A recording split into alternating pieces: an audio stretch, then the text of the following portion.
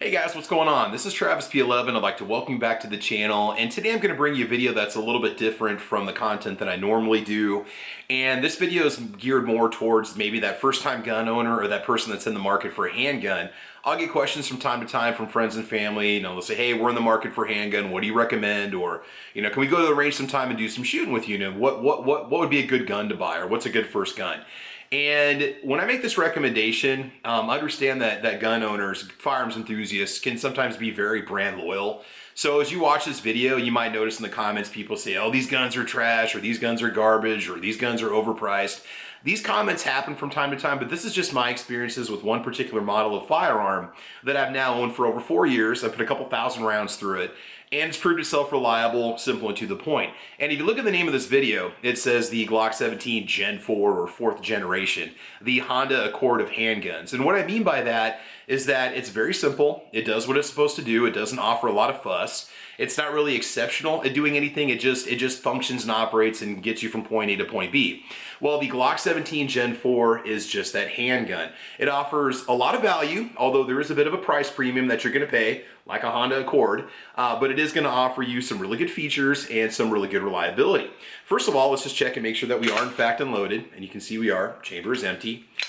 Right out of the box, the G17 Gen 4 offers a lot to you. First of all, not just in part support and accessories availability, but out of the box you get 4 different back straps that you can put on the rear, and that's going to allow you to adjust the thickness of the grip. It also includes 3 magazines, which is an incredible value. Glock magazines can run $29 to $39 depending on where you pick them up. So this one's going to include 3 17-round magazines. They're very well constructed. In fact, I'm still using the same 3 a couple thousand rounds later through this handgun that I used when I first got the gun. So these are the exact same magazines, and they've held up really well. The fit and finish is fantastic. Now, do understand that if you get a Glock 17, they were made in the USA. I believe they still are. And this one was actually made in Austria.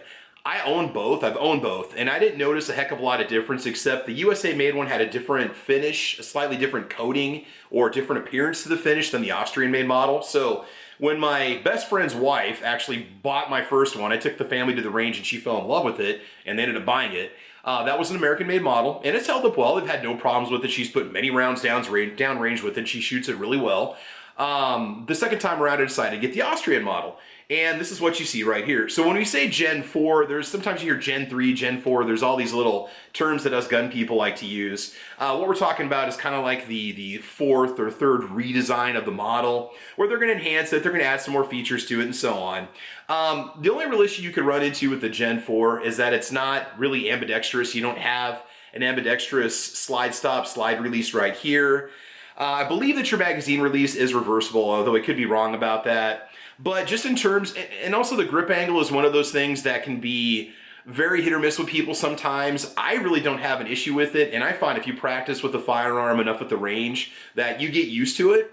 And it's got a nice, simple texture to it. It's somewhat aggressive, but it does allow for extended shooting sessions at the range. It will stay in your hands firm if your hands are wet or sweaty, especially if you're a first-time gun owner. You might be a little bit nervous on the line the first time you're shooting. You never know. Disassembly and cleaning is really a piece of cake. I've done a few videos on this particular handgun, and it's very easy to take apart and clean. They're very low maintenance. You can oil it up and clean it. You can let it sit in your bedside drawer for years and not have to worry about it, and it's just going to work when you need it to. The trigger, again, empty chamber, is, some people don't like the trigger, some people do. It's very simple. I know a lot of new gun owners like the trigger because you have a wall, and then you know when the gun's going to go off, it's going to break. Okay, so it's very, very obvious. And so there are people that really do like that kind of a feature. Some people don't like it. Some people say it can be kind of gritty or somewhat plasticky, all right?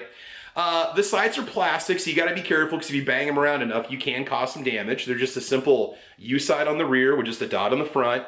You can have those swapped out, or you can change them yourself if you want to. There's tons of YouTube videos on that too. Now, there's already a Gen 5 that's out there that you can buy, and it does offer even more features than the Gen 4. What's nice about the Gen 4s is you're starting to see a lot of these showing up in the used cases now. A lot of people bought these during the pandemic when they were panicking. They paid $600, $700 for them, where typically these were $550 to $500, $525, before we were dealing with that kind of a situation. And a lot of people might have bought it, put 50 rounds through it, just put it in the drawer and decided they don't want it anymore, so they decided to trade it in or sell it.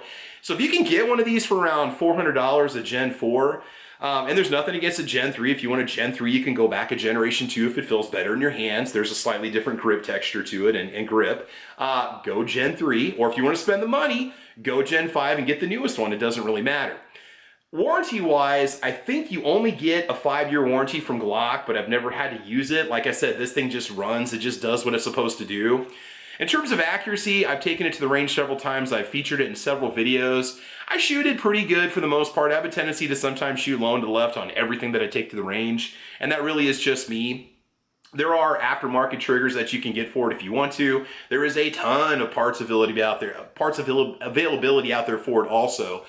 So if you decide there's something you don't like or you want to swap something out, there's different back plates you can get for it to dress it up a little bit. You can basically take this very simple sedan of a handgun and you can make it into a performance vehicle if you want to. You can drop as much money into it as you want. But for somebody who's looking for a simple gun, okay, just something to take to the range, something to defend the family with if you need to, something that's going to work, consider a G17 Gen 4. And again, there's going to be people, they're going to rag on this handgun in the comments, even though this is one of the original Glock designs when Glocks were first being sold, the G17, or there was a variant of it. There's Smith & Wesson M&Ps that are wonderful. There's 6 Hours that are great handguns. My other bedside gun's a Walther PDP. You've got a million options, but if you don't know where to start, the G17, in my opinion, is a really good option. Recoil, what's it like to shoot? Recoil is actually very minimal. It's very controllable. In fact, not only did my best friend's wife buy the G17 from me for their first handgun, my best friend took mine while we were at the range together. He shot it, and now he wants to buy this one too because he shoots it so well. They don't flinch. They're not jumpy. The people, when they shoot them, they find that they're very easy to manage. They don't hurt your hand when you shoot them. There's a little bit of kick to them. They're very predictable handguns, and you really can't go wrong. And again, I'm not a dyed-in-the-wool Glock fan. I shoot many different brands on this channel. I'm not necessarily biased towards one particular brand. I've just had really good luck with it. Now, if there was one con to it that I would say, the G17 is a fairly large gun. You can conceal it, but it all depends on your body type, the holster, how you dress, how comfortable you are carrying. So you might find this to be maybe a little bit too bulky possibly to carry, say, inside the waistband or concealed if you want to carry it unconcealed. That's totally cool. That's on you. And it's easy to do, and there's a million holsters out there that you can choose from. Now, for accessories, one of my favorite accessories, and I put probably around 1,000 rounds down the pipe of my G17 with this attached to it, it's a Streamlight TL-R1HL. Now, when you watch this in August of 2021, I'm assuming that they still make this light. It's a duty grade light. It's a weapon light that is very, very bright. And I use this as my home defense light. It simply attaches to your accessory rail. You tighten the screw on the left-hand side to tighten it, and it's all good to go. In the 4 or 5 years that I've owned this, I've changed the battery once. That's just because I felt obligated to. It's not that the battery was dead when I used it. And I've done some nighttime shooting with it. I've done some practice drills with it too. And it makes for a very complete package that you could use to defend your home, right? So between this and the 3 17-round magazines, you'd be sitting really good. And honestly, I really can't think of any other cons. Price, again, you're gonna pay maybe $100 more for this than you think you should be because there's so many other polymer guns out there that are $350 to $450 that offer you the 2 to 3 magazines also. They offer you the same capacity. I find the build quality on this to be fantastic. I have no issues whatsoever with it. It just runs the way I want it to. All right, so if you've been on the fence about buying a Glock or you're gonna be a first-time gun owner and you don't know which way to start, check out the G17 Gen 4, check out the used cases and see if you can find one. Things you can look for to see if it's really been heavily worn is look and see how much wear you see on the top where the ejection port is. Is it really scratched up and scraped up? Is it really heavily worn down? That might be an indicator. It could be a police trade-in, which means that it may or may not have a lot of rounds through it. If possible, if it's your first gun, have the salesperson disassemble it, take off the slide, take a look underneath, see if there's any, warning signs, if it looks really heavily worn down, if there's a lot of bare metal that's visible. But in all honesty, you can put thousands and thousands and thousands of rounds through these things without too many issues. The recoil spring is fairly inexpensive to replace if you have to, the guide rod and so on, and it's very easy to do. So in the meantime, this is Travis P11. Thanks for watching my take on the very simple Glock 17 Gen 4. I want you guys to like and subscribe, mash that bell so you don't miss any notifications. I want you guys to have fun. I want you to be safe, and as you know, we will talk to you soon. All right, bye-bye.